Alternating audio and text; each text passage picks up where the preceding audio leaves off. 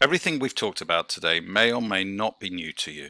Either way, how we appreciate, accept, and get on the same wavelength as the people we care about is, in my opinion, an essential skill that requires daily practice in order for it to be mastered. As you know, we all possess the ability to tap into all the behavioral gifts, but we do come wired with comfort zones of behavior that typically fluctuate between one or two of the four primary gifts. The challenge is that sometimes our closest relationships are the hardest to work out. We sometimes don't tend to notice what we see and hear every day. But remember, behavior leaves clues to how our loved ones prefer to be communicated with. So consciously observing and then recording patterns of behavior will greatly help you to further hone your skills. And that's exactly what I've tried to provide as my last gift to you today.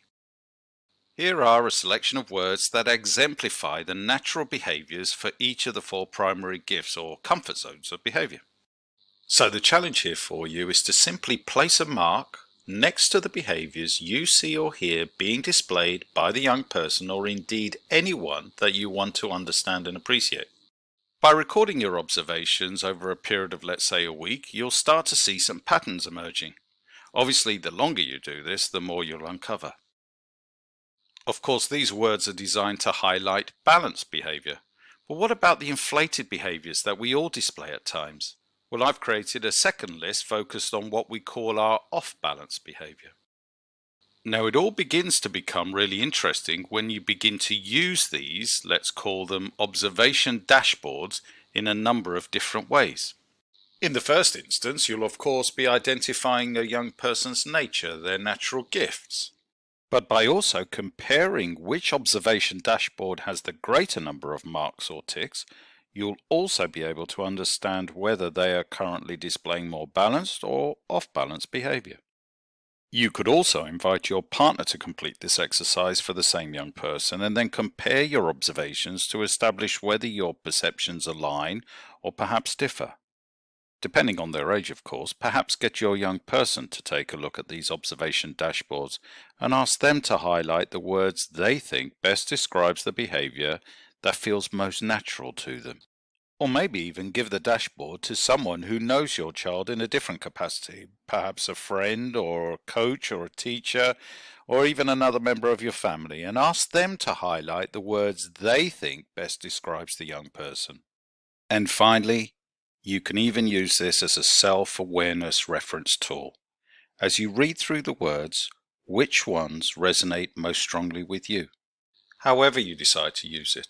Of course, what you'll see and hear is going to be subjective. It's based on your own perceptions. Therefore, don't be surprised if others view things differently. But isn't that the whole point? Understanding and appreciating how others think and behave and adapting our approach to allow them to feel more comfortable is fundamental to building lifelong rewarding relationships. So there you have it. A simple game that has the potential of yielding you a number of fun and interesting messages. Now, I've obviously moved through the exercise quickly just so that I could introduce it to you.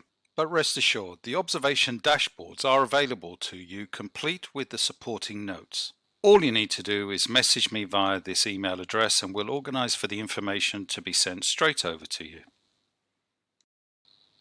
Today has been all about helping you build harmonious relationships through mutual acceptance, appreciation and understanding, thus placing you in an even better position to further enhance the self-esteem of those closest to you. We've addressed 5 key areas designed to help develop versatile intelligence and behavioral empathy, your v.i.b.e.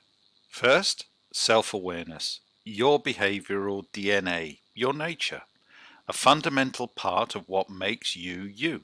Then we observed, we became behavioral detectives to look out and listen for consistent patterns of behavior. Remember, behavior leaves clues.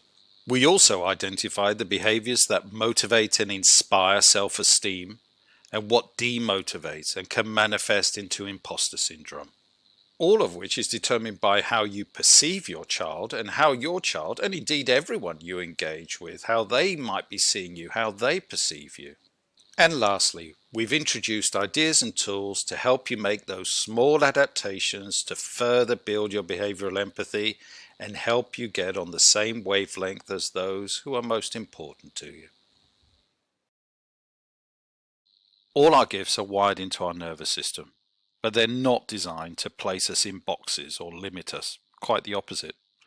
They combine to provide us with a range of talents and, depending on our mindset, the opportunity to naturally adapt to people and situation in the most positive of ways. Young people constantly aspire to be accepted by their parents, who exert the strongest influence on how a young person feels about themselves. Young people constantly aspire to be appreciated by their parents, who are instrumental in determining how a young person thinks and behaves. So by being aware of what makes others feel comfortable, by consistently practicing the skills of acceptance and appreciation, you will go, as I did, and I continue to do, to being in a far better place as a parent.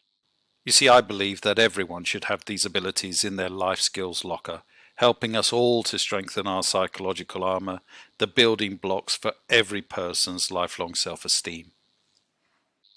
I used to think that my children should behave according to my set of behavioral rules, or in other words, to behave like me. It was only when I made the decision to challenge my own behavior that things began to change.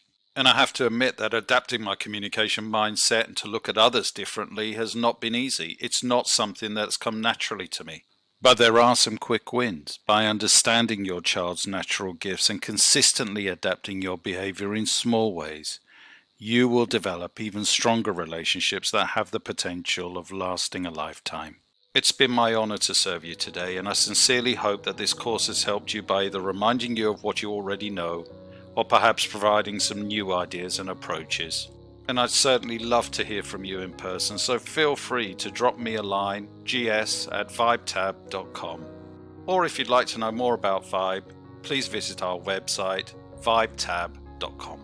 Once again, thank you so much, and I hope we have the opportunity to speak again soon.